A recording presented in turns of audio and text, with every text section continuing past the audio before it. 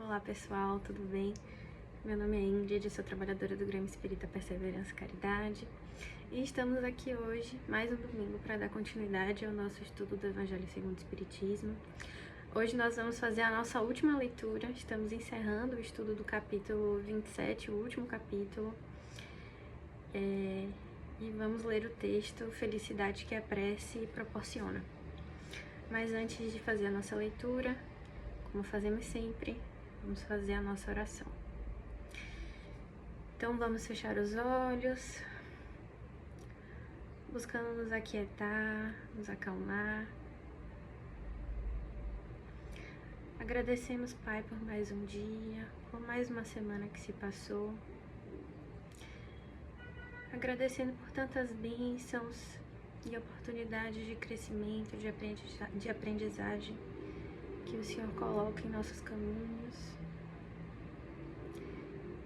E nesse momento, Pai, rogamos a Sua presença, o Seu concurso,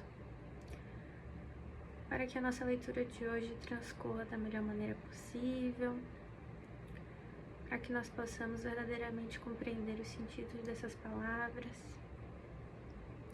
que elas entrem não só na nossa mente, mas também em nossos corações. Assim seja. Bom, felicidade que a prece proporciona. Vinde vós que desejais crer. Os espíritos celestes acorrem a vos anunciar grandes coisas. Deus, meus filhos, abre os seus tesouros para vos outorgar todos os benefícios. Homens incrédulos, se soubesseis quão grande bem faz a fé ao coração, em como induz a alma ao arrependimento e à prece. Aprecie-a. Como são tocantes as palavras que saem da boca daquele que ora. A prece é o orvalho divino que aplaca o calor excessivo das paixões. Filha primogênita da fé, ela nos encaminha para a senda que conduz a Deus. No recolhimento e na solidão, estais com Deus. Para vós já não há mais mistérios. Eles se vos desvendam, apóstolos do pensamento. É para vós a vida. Vossa alma se desprende da matéria e rola por esses mundos infinitos e etéreos que os pobres humanos desconhecem. Avançai, avançai pelas veredas da prece e ouvirei as vozes dos anjos. Que harmonia! Já não são o ruído confuso e os sons estrídulos da terra. São as liras dos arcanjos, são as vozes brandas e suaves dos serafins, mais delicadas do que as brisas matinais, quando brincam na folhagem dos vossos bosques. Por entre que delícias não caminhareis, a vossa linguagem não poderá exprimir essa aventura. Tão rápida entra ela por todos os vossos poros, tão vivo e refrigerante é o manancial em que, orando, se bebe. Dulçosas vozes e inebriantes perfumes que a alma ouve e aspira, quando se lança a essas esferas desconhecidas e habitadas pela prece. Sem mescla de desejos carnais, são divinas todas as aspirações. Também vós, orai como Cristo, levando a cruz ao Gólgota, ao Calvário. Carregai a vossa cruz e sentireis as doces emoções que lhe perpassavam na alma. Se bem que vergada ao peso de uma madeira infamante, ele ia morrer, mas para viver a vida celestial na morada de seu Pai. Santo Agostinho, Paris, 1861. É um texto realmente lindíssimo, né, que nos toca, nos emociona profundamente. Eu acho que facilmente ele poderia ser o tema, acho que de uma palestra inteira, mas como nosso tempo aqui é curto, eu separei alguns trechos, algumas ideias principais que eu acho que são essenciais para a gente compreender a mensagem. Primeiro, logo no início, ele já inicia o texto assim: vinde vós que desejais crer. Né? Percebam que logo de início ele pressupõe uma postura ativa da pessoa que vai ler a mensagem, né? Vós que desejais crer. Isso nos traz a ideia de que a fé de fato é uma construção, né? Depende de uma postura ativa daquela pessoa que está buscando esse crescimento pessoal, né? a fé deve ser trabalhada, exercitada e, sobretudo, com vivência, com experiência. Lembrando aquela ideia de que ter fé significa ser fidedigno àquilo que se propaga, significa viver verdadeiramente aquilo que se prega. E não adianta buscar esse burilamento da fé, esse desenvolvimento da fé, se você não coloca isso nas suas atitudes, nos seus pensamentos, nas suas ações, na sua vida pública, inclusive, né, entre os seus amigos, os seus familiares. Então é muito interessante que ele começa logo com esse vocativo, né, esse imperativo, né, vinde, vós que desejais crer, colocando meio que esse requisito, né, para as pessoas que vão ler essa mensagem. Mais pra frente, então, ele continua. A prece é o orvalho divino que aplaca o calor excessivo das paixões. Orvalho divino que aplaca o calor excessivo das paixões.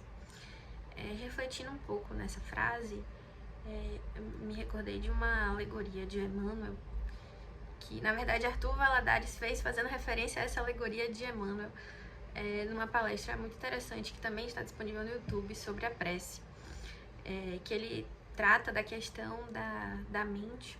Ele faz essa comparação, né? A mente como se fosse um espelho que reflete tudo aquilo que nós pensamos, e que acaba se refletindo no nosso ser, né? Em como nós nos comportamos, em como nós nos sentimos, nas nossas atitudes, enfim, no nosso ser, né? No nosso bem-estar. E ele fala justamente que quando nós pegamos esse espelho que é a nossa mente e nós voltamos ele para a divindade, né, para Deus, através desse instrumento que é a oração, nós conseguimos, de certa forma, refletir um pouco os atributos de Deus, né, os atributos da divindade e todo esse manancial de potencialidades e de coisas boas que nós podemos extrair da divindade, né? Quando a gente lembra daquela passagem do Livro dos Espíritos, né, dos atributos de Deus. Deus é infinitamente bom e justo, eterno, imutável, onipresente. Então, se eu consigo me despir dessas paixões humanas, buscando a divindade que existe dentro de nós, né? Não podemos esquecer nunca que nós somos centelhas divinas. Nós acabamos por estar mais serenos, mais contentes com o nosso estado, mais em paz com a nossa condição de existência, né? Tanto material quanto, enfim, as condições que são colocadas para nós, né, durante a vida.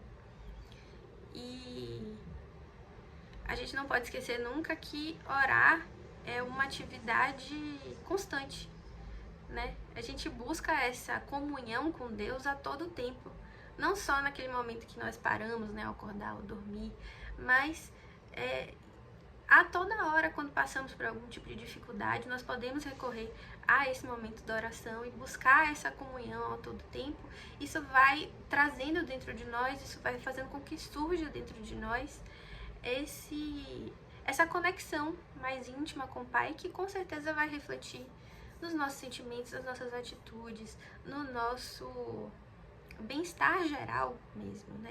E não por outro motivo, que até o título do texto é a felicidade que a prece proporciona, né? Não essa felicidade pueril, mundana, que vem e volta, mas uma felicidade verdadeira, fincada na rocha mesmo, né? Como se diz, que não depende dos reveses do mundo, né? Depende unicamente de nós, do nosso íntimo e dessa relação que nós construímos com o Pai, né? Com essa centelha divina que está dentro de nós. E aí ele continua, né? Filha primogênita da fé, ela nos encaminha para a senda que conduz a Deus. No recolhimento e na solidão estais com Deus. No recolhimento e na solidão, né? E tem uma passagem do Evangelho de Mateus que perguntam a Jesus, né, como orar e tal, e aí ele fala: quando orar, vá para seu quarto, feche a porta e ore a seu Pai que está em secreto. Está em seu Pai, então seu Pai que vem em secreto o que eu venho em secreto o recompensará. E aqui eu acho interessante a gente fazer um paralelo rapidinho também com um capítulo do Livro dos Espíritos mesmo, da lei de adoração, né? Uma das leis morais, que trata da prece. A pergunta 660. A prece torna melhor o homem? Sim, por conta aquele que ora com fervor e confiança se faz mais forte contra as tentações do mal, e Deus envia bons espíritos para assisti-lo. Este é um socorro que jamais se lhe recusa. E aí continua. Só que aí, Kardec faz outra pergunta em complemento a essa anterior. Como é que certas pessoas que oram muito são, não obstante de mau caráter, ciosas, invejosas, impertinentes, carentes de benevolência e de inteligência e até algumas vezes viciosas? O essencial não é orar muito, mas orar bem. Essas pessoas supõem que todo mérito está na longura da prece e fecham os olhos para seus próprios defeitos. Fazem da prece uma ocupação, um emprego de tempo, nunca, porém, um estudo de si mesmas. E aqui ele traz um conceito de fé que é assim espetacular, né? A ideia de que a prece, um conceito de prece, é na verdade um estudo de si mesmas. Quando nos colocamos, né, nessa atitude de prece, nós nos despimos de todo sentimento de orgulho, de superioridade, enfim, nos colocamos numa posição realmente de filhos, sedentos desse amor do Pai, e nós nos colocamos como somos, né? E não adianta tentar esconder de Deus, não adianta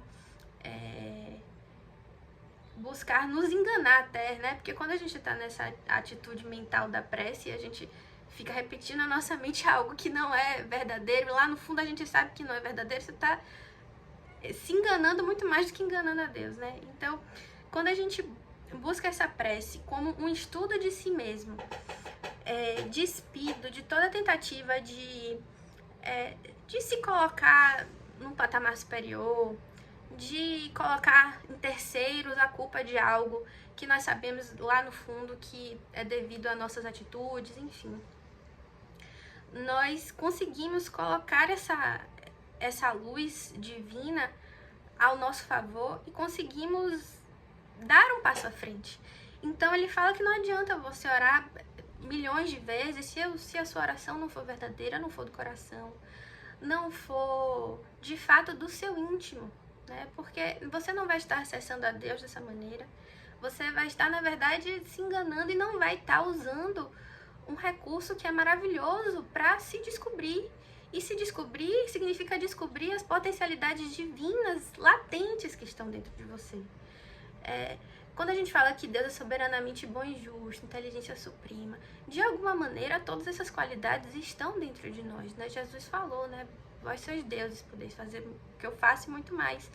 Então, quando a gente finalmente se assenhorar dessa ideia de que nós temos todas essas potencialidades e que um dos meios, talvez o meio de acessar essas potencialidades é a oração, assim, nós vamos conseguir destravar, né, as nossas traves, de maneira que o sofrimento não vai mais bater em nós como bate atualmente, né? A gente vai conseguir atingir um estado de felicidade, essa felicidade verdadeira, que vai ser inabalável, né? E o caminho é esse. O caminho é propriamente esse. E aí ele continua, né? Voltando ao nosso texto.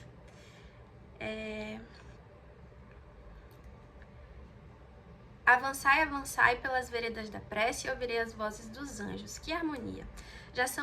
Já não são ruído confuso e os sons estrídulos da terra. São as liras dos arcanjos, são as vozes brandas e suaves dos serafins, mais delicadas do que as brisas matinais quando brincam na folhagem dos vossos bosques. Porque entre delícias não caminhareis. Por entre que delícias não caminhareis. A vossa linguagem não poderá exprimir essa aventura. É interessante, tem uma anedota assim que é atribuída a Madre Teresa, né? Não sei se é verdade, eu nunca vi na entrevista nesse sentido, mas já ouvi algumas pessoas relatarem que um repórter, certa vez, teria perguntado a ela, né, o que ela pede a Deus, o que ela conversa com Deus e tal. Aí ela responde, eu não falo nada, eu só ouço.